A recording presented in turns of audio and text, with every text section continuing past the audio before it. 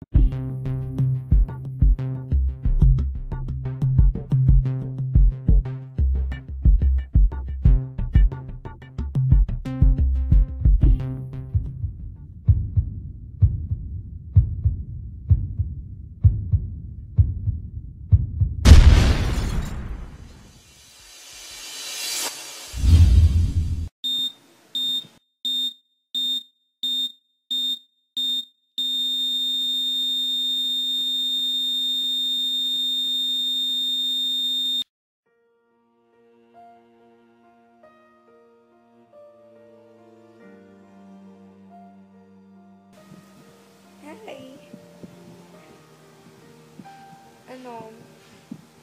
Wala. Gusto ko lang sabihin na miss na kita.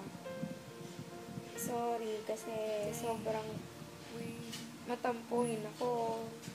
Sobrang,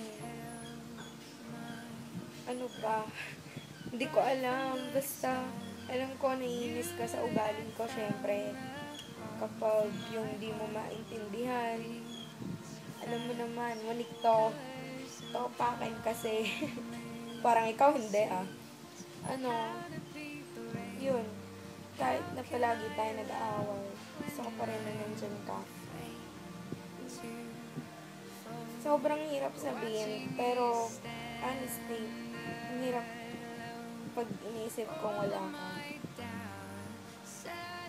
Drama, no? Wala. Gusto ko lang sabihin kasi ayokong dumating sa point na gano'n na, alam mo, basta yung kagabi pinag-uusapan natin yung selos. Kilala mo naman ako, hindi ako nagsasabi pag nagsiselos ako. Saka ayoko rin magbanggit ng pangalan. Baka may masabi pa sila sa akin. Or ikaw, syempre. Yun. Salamat. Kasi nagstay ka. I know I deserve this. Diba? Basta ang dami na rin nangyari.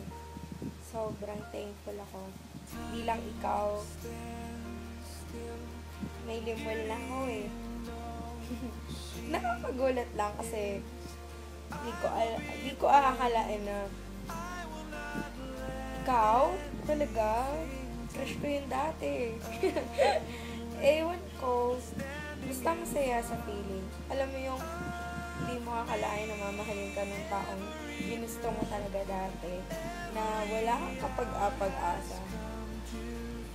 Dati, ganun ako, pakiramdam ko. Pinikuha ko pa yung lalaki kasi akala ko bakla ka. Joke. Ganun. Wala. Ayos ba? Ang iksi ng buhok mo, no? Di lahat ng nakikita mo to.